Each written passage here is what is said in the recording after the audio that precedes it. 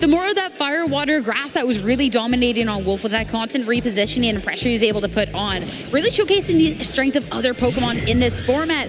Time to see a switch up here in this game too, though, and the horses make an appearance right off the bat. Calyrex Ice Rider next to that Raging Bolt for Hirofumi, Calyrex Shadow Rider, and Incineroar for Wolfe. Yeah, it's a really nice lead and adjustment from both players here. You're going to see the Incineroar coming out for Wolfe here. It is going to be able to drop and intimidate down, all importantly, onto that Ice Rider Calyrex, because it is holding that never melt ice item rather than what we commonly see in that clear amulet. It's really going to be something that Wolfe can cycle and intimidate and slow that Pokemon down. Of course, there is the pressure there from the Calyrex Shadow Rider here, where it is pressuring the Astral Barrage onto both Pokemon on Hirofumi's side of the field.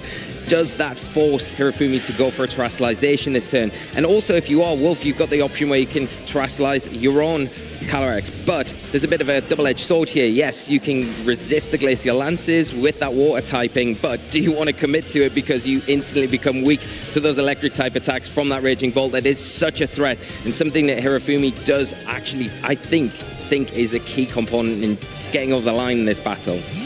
Well, at this point, it's going to be Calyrex leaving the field. The Incineroar does have Fake Out pressure on one Pokemon, and if it's going to be anything, it won't be into that slot. Chiyu rejoining the battle as well. We're talking about Pokemon that going to be faring quite well into the Calyrex. That will be it. And the Raging Bolt, nothing this time around. Astral Barrage coming on out. Notably, too, since the Raging Bolt is built for offense, it doesn't have an Assault Vest, so it's going to be taking... With that Snarl, it's not really going to lower the special attack because of the Covert Cloak on both sides of the field, but it does threaten with that Dark-type damage. You don't want to do that, and you don't want to Terastallize, so maybe Wolfe is going to adjust here, take that Calyrex out of a position where it is threatened, maybe utilize that Incineroar, the slow parting shot, switch out to something more favorable, switch out with the Incineroar, you're going to avoid any damage and get something back on the field in a more preferable position to deal with these big threats here and now.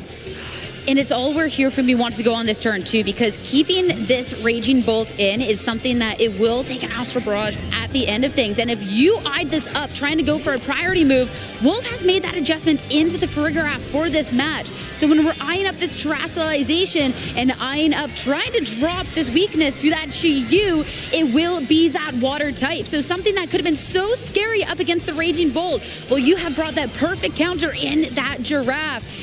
No priority coming on out, no attempt.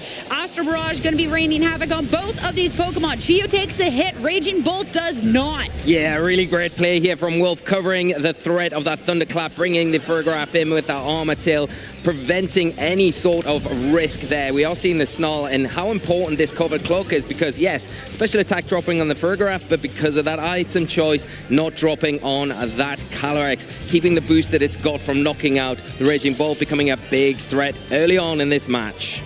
And with Fluttermane joining the field now, you can be pressuring with the damage, and you do get the speed boost because of that booster energy, but you're not going to be hitting for weakness into it. And again, the Covert Cloak, such a great item choice onto this. You can't even try and lower the speed. So Wolfe done a great job so far in really positioning this Calyrex Shadow Rider and actually putting a lot of pressure out. And Farigiraf, you swapped the priority.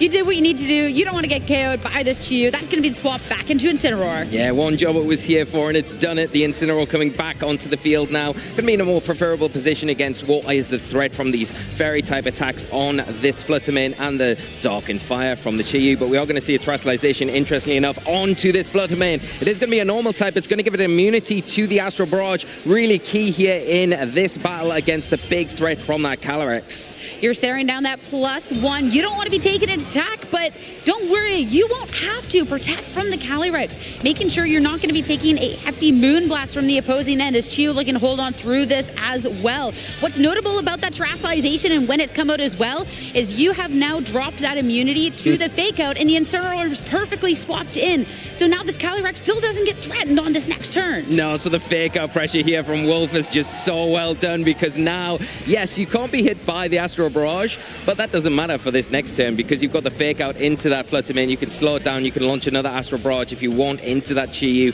Try and remove that from the field because that is, if you can remove it, a huge thing for you to get one step closer to closing this matchup. A little roll of the dice, an attempt at a double protect, and it's going to fail. Chiyu will be taking a hit this turn. Fluttermane is going to be spared. The only damage coming out from that Fake Out. No damage from the Astral Barrage, but the Chiyu, it does hold on just barely.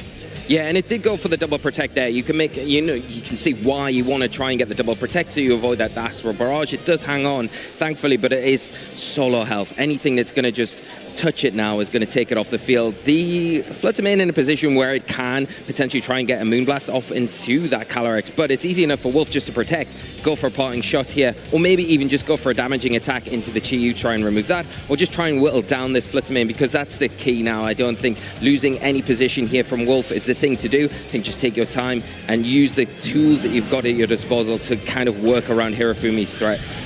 This flailing fish, and wanting to preserve it, will be swapping out Ice Rider coming back in, especially too if you do think it is just going to be protect on the other end, and an opportunity to keep this Fluttermane nice and safe as well. Really just a preservation of the tools that they need to try and take this match out with. The Incineroar will be the only one to act the parting shot and attempt to try and lure the special attack coming out from this Fluttermane, but nothing this go around. Yeah, it's a nice play here from Hirofumi to kind of block that parting shot to at least make the Fluttermane still a bit of a threat this next turn. The one thing that you would say is, though, this Ice Rider is in a really bad position here because the Astral Barrage obviously boosted. It is going to hit for super effective damage. Not something that Hirofumi probably wants to deal with here. We're not seeing any Protect. The Moonblast fired out from that Fluttermane. Is it fishing for a special attack drop? Astral Barrage coming out. You can't get that special attack drop. You can't get nearly enough damage. Oh. You're not getting hit, but that Calyrex Ice Rider will be holding on. No attack from the Incineroar. Again, this parting shot. We will get an opportunity to go again over on Hirofumi's end. And Wolfe, this will be a forced pivot on out. We've gotten to see the Pokemon. What is he going to be bringing in? One will take the hit a lot better than the other. Remember, the Farigiraf took a lot of damage earlier on. Yeah, and I think the one thing you want to avoid if you are Wolfe is bringing in the Farigiraf to potentially get knocked out and give that Chilling Near boost, because that's the one thing you want to avoid at all costs. You don't want to allow this Pokemon on Hirofumi's side to get any sort of foothold, any sort of advantage. So that's why we're seeing the Urshifu come in. It is going to resist this hit. Calyrex hanging on, barely on 8 HP, and the Urshifu taking it pretty comfortably here. I'm still eyeing up this Fluttermane and the damage output that it can have on this turn. The Calyrex just holds on. Both of them are looking a little bit worse for wear. The Urshifu joining the field. The sash will be broken. You can be ending at least on the other end since you do have access to that priority. Yeah, and the thing is going for the Aqua Jet into that slot is locking that. Whatever comes in here, the Chi Yu switches in, it's going down. The Calyrex stays on the field, it's going down. Unfortunately, Wolfe has got himself into a really good pin position. Then all you need to do is deal with this Fluttermane. You could even go for maybe a Psy Shock this turn into that Fluttermane. Just try and get some damage off before your Calyrex goes down. Maybe even switch out this turn into the Incineroar. It's a pretty safe switch when you've got the cover from that Aqua Jet. That will be the Protect to be kicking off the turn as Aqua Jet priority will eliminate this Calyrex and officially bring Hirofumi down to final 2 Pokemon, plus a Chi Yu that's definitely not looking in the greatest shape. Dazzling Gleam. It won't do anything into the Calyrex, and since it is spread damage, it's going to be doing less. And the Urshifu is going to be holding on despite that. That would have been a fantastic KO to get. So your Chi Yu could be surviving through this, but just falling a little short. Yeah, and even if the Urshifu goes down here, the next turn comes in, you've got potentially that fake out pressure, which you could pile on to the Chi Yu. Yeah, be forcing a Protect there, but I think the thing is, even if fake out comes out into that slot, even though it's got the cover cloak, you're still picking up the knockout, and then all you need to deal with is that Fluttermane. So the Aqua Jet here, an easy play for Wolfe. Not wanting to lose that Calyrex for free, switching it out, more importantly, bringing that Incineroar back onto the field. Not going to be as threatened as much as what was out on the field previously. Slowly but surely whittling away Hirofumi's tools to try and come back into the match. As officially the Chi Yu, the Aqua Jet, no chance is going to be feigning. It's now just this Terra normal Fluttermane. Another round of Dazzling Gleam. The Urshifu already on a sliver of health is going to be KO'd. But now you have this Incineroar in, you have the fake out pressure, and you can swap back in something that can start to deal with this Fluttermane a little better. Yeah, Wolfe's got the lock here, he's got the fake out here. Even if the Fluttermane does protect, you've got the option to go for the Trick Room with the Farigiraf, and then you're in a position where you can just close this out well and truly with that Incineroar Farigiraf combination. That's going to be the fake out to really make it official. As for Rigorath, that's the last thing you want to see as a booster speed flutter main, as you're going to be taking the damage going here on out. And now you can just slowly but surely play this game. There's only the one Pokemon. You're not getting too much options, and a Force Fit Protect on the last turn. No way to be stopping this barrage hits now, as that double up is going to make it official.